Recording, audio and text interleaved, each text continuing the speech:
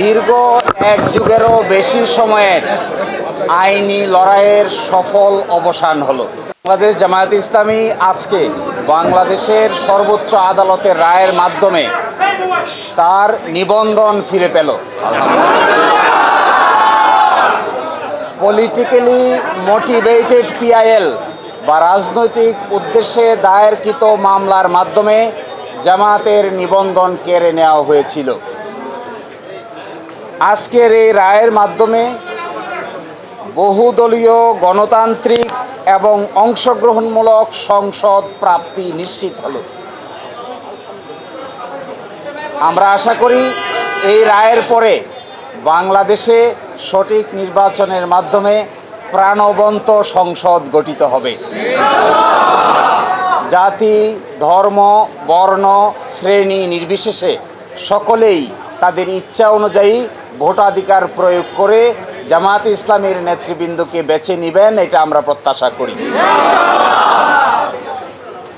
এবং আমরা এটাও প্রত্যাশা করি বাংলাদেশের আগামী সংসদে ইন্টারেস্টিং এবং কনস্ট্রাকটিভ বিতর্ক হবে, যার মাধ্যমে ডেমোক্রেসি একটি স্থায়ী রূপ লাভ করবে।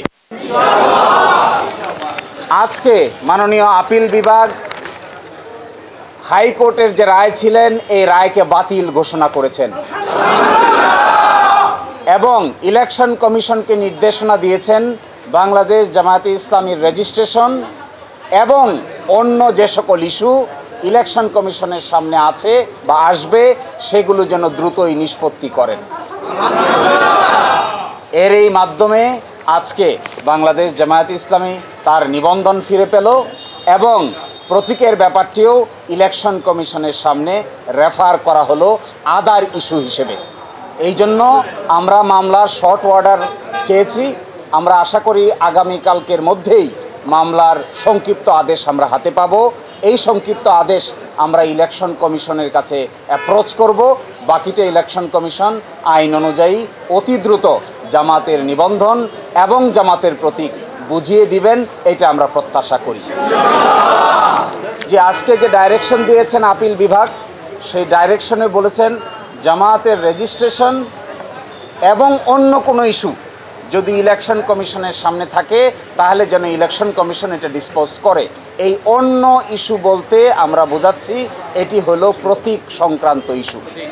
আমরা আশা করি ইলেকশন কমিশন নিবন্ধনের ইস্যু নিষ্পত্তি করবেন, একই সাথে অন্য ইস্যু হিসেবে দাঁড়িপাল্লা প্রতীকের ব্যাপারটিও নিষ্পত্তি করবেন। বাংলাদেশ সুপ্রিম কোর্টের সর্বোচ্চ আদালতের রায় চূড়ান্ত। কে কবে কখন প্রশাসনিকভাবে সিদ্ধান্ত নিয়েছেন এগুলো বিচারিক কোনো সিদ্ধান্ত নয়। এই জন্য আমরা প্রত্যাশা করি ইলেকশন কমিশন রায়ের কপি পাওয়ার পরে অবশ্যই দ্রুততম সময়ের মধ্যে এই দুটো বিষয়ের সিদ্ধান্ত নেবেন এবং আমাদের প্রত্যাশা কার্যকর হোক, এটাই আমরা গভীরভাবে বিশ্বাস করি। মূল পিটিশনের বাইরে আরেকটি পিটিশন যে অ্যালাউ করেছেন এটাও এটার সঙ্গে কানেক্টেড, ওটা আজকের কোনো বড় ইস্যু নয়, সেই জন্য এটা এখানে উল্লেখ করা না করার মধ্যে কোনো পার্থক্য নাই।